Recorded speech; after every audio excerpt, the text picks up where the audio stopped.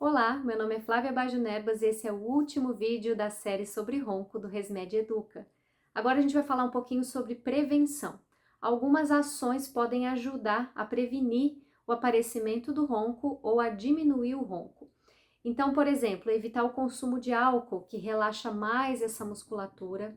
Fazer atividade física regular, principalmente exercícios aeróbios, ajudam a recrutar essa musculatura, melhorando a respiração durante o sono, induzindo mais o sono profundo. E durante o sono profundo existe uma estabilidade da musculatura respiratória e a gente também diminui o acúmulo de edema, de inchaço nas pernas, que ao longo da noite esse edema se desloca e vai para a região do pescoço, favorecendo o ronco também.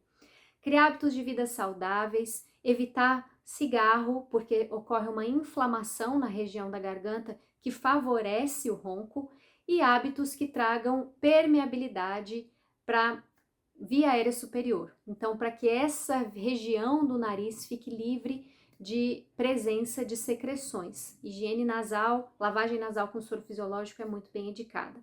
Procure um especialista se você ronca ou se conhece alguém que ronque para o adequado reconhecimento, diagnóstico e tratamento e para maiores informações. Nós nos vemos numa próxima oportunidade aqui no Resmed Educa.